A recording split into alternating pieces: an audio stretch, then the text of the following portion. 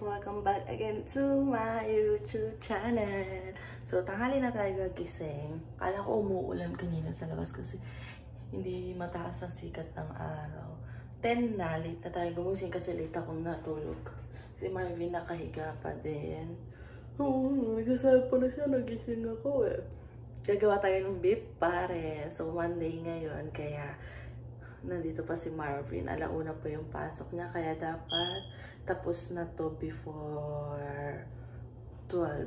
Itong lulutuin natin ng beef pares, guys. So, simulan na natin. Ito guys yung beef pares na binili namin kahapon. 11.20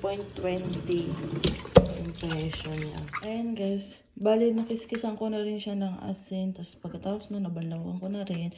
Hati-hatiin natin siya sa maliit para mapakuluan na natin ito. Kailangan natin magmadali. Ayan guys, ito yung gagamitin ko. May blade na yan sa loob. Cute talaga nito. Ito talaga yung sabi ni Marvin. Pinaka-worth it na bilhin namin noon na sa Pilipinas kami nagbi-business kami ng mga pagkain. Nagbebenta kami. Gustong-gusto niya to. So, ayan na guys. Bali, itatabi ko. Nalagay ko yan dito. Para pag magigisa-gisa kami, hindi na kami ganito. Laging magaganto. Para may naka-reserve na. Yan, dito. Kuha-kuha na lang. Yun naman yung bawang ko ang unti. So, magigisa na tayo, guys. Ay, gumawa ako, guys, ng konting fried garlic. Okay na yan. Ayan na, guys. Nandito na si Marvin. Tutulungan na ako. Kaya yan. Taga-hugas natin yan. Sasaing na pati siya. Ayan, lagay na natin itong mga beef. Ito naman yung sabaw kanina, guys. Yung pinakuluan. Diba? Ito yung star anise. 2 piraso lang ilalagay natin. Ay, bakit ganun? May mga sira. Ayan, nilagyan ko na ng star anise saka yung bay leaf. Ayan, haluin lang natin. Yung aking bagong sibuyas nandito lahat. Lagay tayo ng paminta. Oops, tama na. Ayan guys, lagyan natin ang asukal. Kakabukas ko lang ng asukal. Oh. Pampalasa. Padami ata. Haluin natin. Sana maging masarap guys. Crave na ako sa pares. Kasi nung nakaraan, nagtingin kami ng pares, $16. Ay, sa $16 na yun, kaya mo na rin gumawa ng beef pares na sakto lang sa amin yung Arvin, diba? Kaya magluto na lang. Kaysa iyon, pang isang tao lang yung beef pares na order. Lalagay na rin tayo ng oyster sauce at toyo. Oyster sauce. Toyo.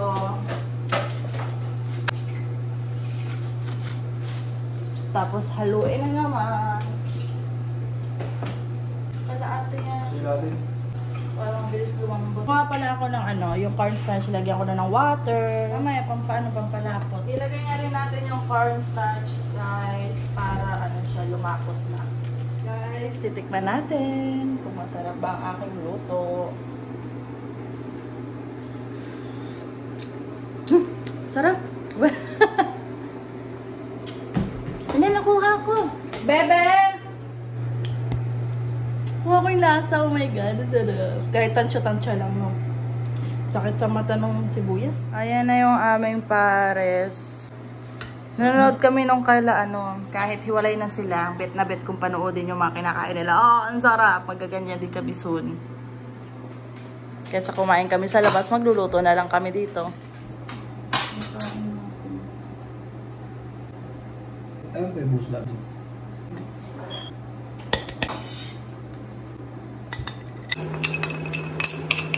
Pares. Aming pares. Tara! Diba may maganda yung nilalagay pa sa patis ko yun? Suka. Hindi ko tanda kung ano nilalagay eh.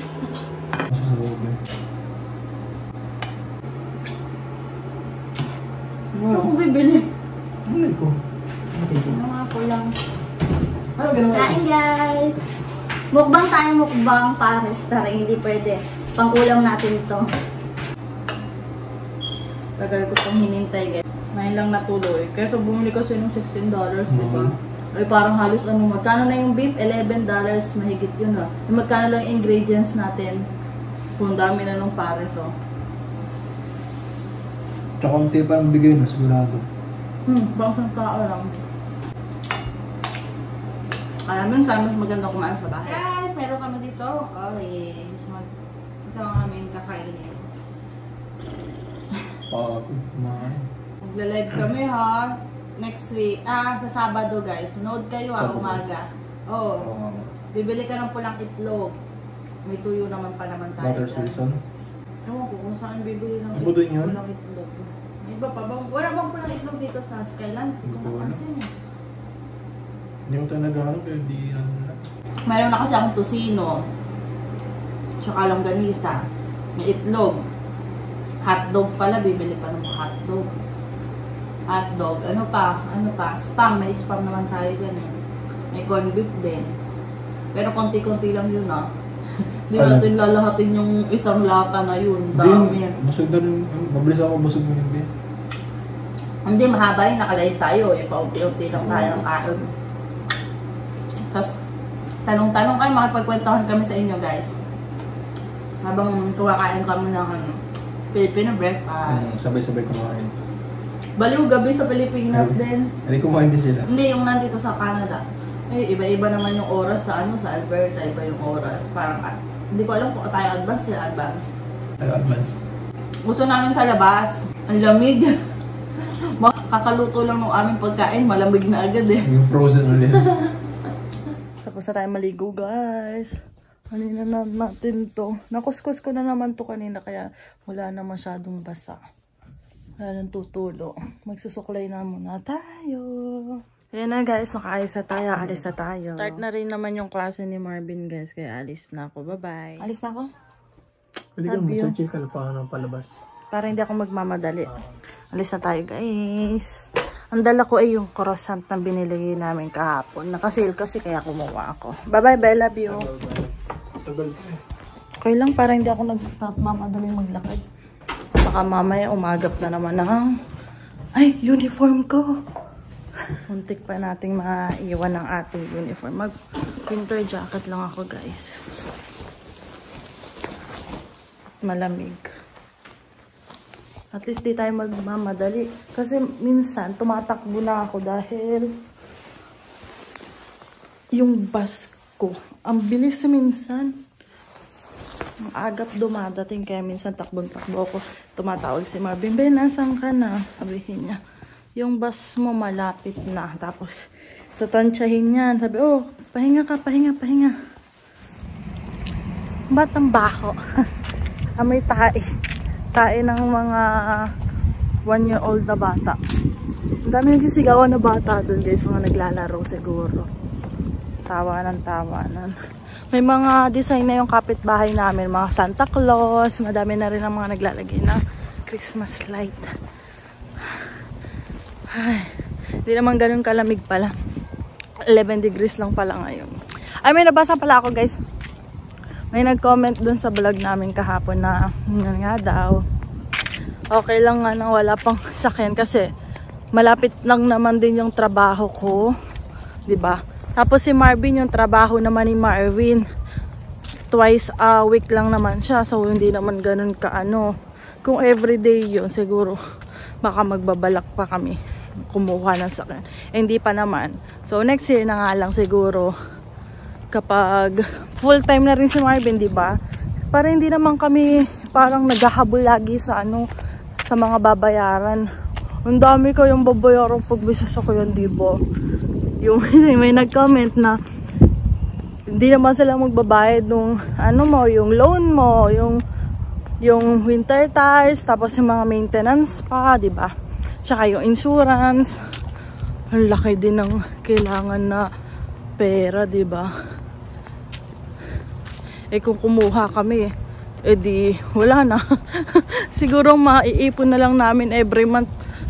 Tulad ng mga nagko-comment, $4, 400 na lang, 200 every month ang natatabi daw nila. Sabi ko lang, unti. Kasi may sa TikTok ko, 26 per hour daw yung kanyang sahod. Pero hindi daw sapat. Ang naitabi lang daw niya ay 400 a month.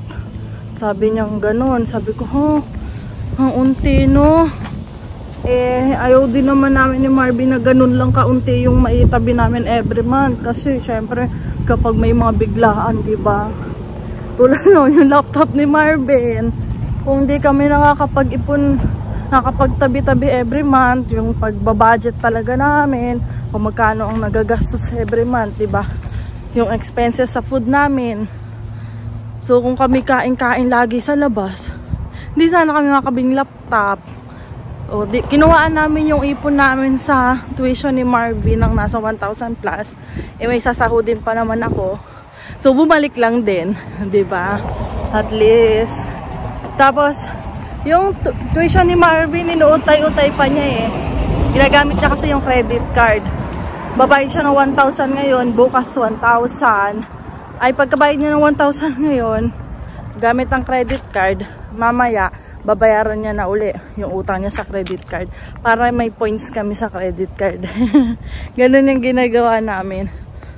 Saka pag tulad nun, mas maganda rin talaga na pag may gusto ka, pag-ipunan mo na lang din para wala kang isipin every month yung ang laki ng nababawas sa'yo every month, diba? So, wala kami iniisip ngayon ni Marvin na babayaran sa laptop every month kasi kinash namin.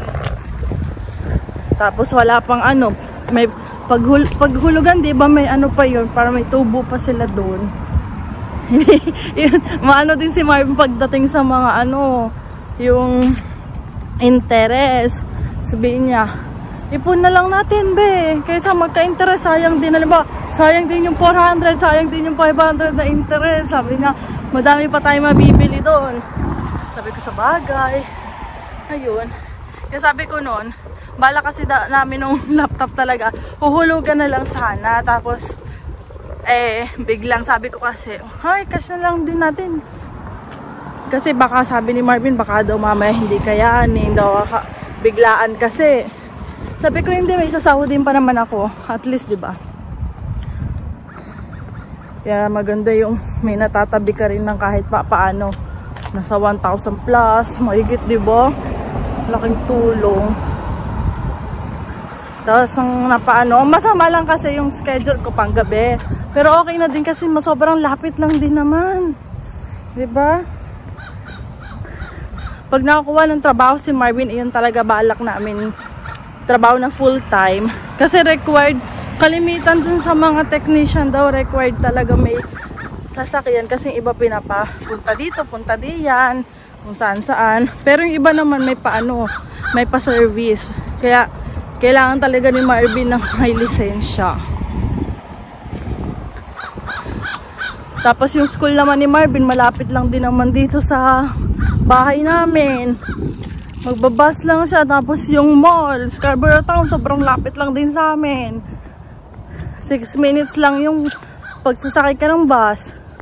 Tapos yung Skyland, yung pinag-grocery namin, sobrang lapit din. Kaya wala naman kaming problema sa pagka-commute. Lang talaga, paghihintay. Pero okay lang, hintay lang naman basta lang, may sisilungan kami, lalo na pag winter. Sabi ko kahapon kay Marvin kagabi, pag winter na, huwag na tayo maglalakad pa uwi. Pag naiiwan kami, sabi ko tumambay na lang tayo muna sa Tim Hortons. Para naman hindi tayo lalakad, nilalamig ako Sabi ko, hindi din ako maglalakad. Bigat-bigat din ng ating bit-bit Sarap ng ngayon, sarap ng hangin. Pero sinipon ako, guys. Kakailan to? Kahapon sinipon ako sa lamig. Lamig talaga kagabi. Kasi di man ako lumabas ng umaga hanggang hapon. Gabi na ako lumabas, 5:30. Tapos super dilim. Grabe. Super dilim na niya. Buti naman si Marvin ay online ngayon. Kahit papaano mahaba-haba yung oras na magkasama kami. Tapos tinulungan niya na ako mag-asikaso kanina sa niluluto ko. Siya na rin na naghugas. Diba? Ako yung nagluto, siya yung maghugas. Ganyan yung setup namin ni Marvin. Sige, mamaya na lang uli guys. Kasi malapit na rin ako sa bus stop. Ayan na guys, yung sinasabi natin. Delay ang bus ng 7 minutes. Sana hindi ako maiwan ng bus na sasakyan ko papunta sa work. Kung hindi, doon ako sa isang bus. Kaso, maglalakad ako ng halos 12 minutes. Tagal din. Depende pa yun sa lakad ko. Nagmadali na ako last time. Kaso pagod na pagod ako pagdating doon. Kasi magta-time in kami, 45. Dadating ako doon, 35. Mabilisan kasi kaso na lang ako ng susuotin ko tsaka yung sapatos ko. Dito na tayo guys. So, buti na lang umabot tayo. Chinek ko doon 5 minutes pa bago dumating yung bus ko papunta sa work. Naiihina ako guys. Dito na ako sa work ko. Kaya mamaya na lang, pag nag-break ako, depende. Kasi baka mag-isa na lang uli ako ngayon. Mas madaming box na. Kasi yung pinaka-regular na box, 11. Nung Friday, ginawa ko 9. Nagmamadali pa ako. Oh my God. Hindi ko pa kaya. Bali, sakto lang yung oras ko. Tapos, hinelp ako ng mga ka-work ko. Para mapuno. Inuna nga nilang mapuno yung akin kaysa yung box nila eh. Sobrang babait ng mga ka-work ko.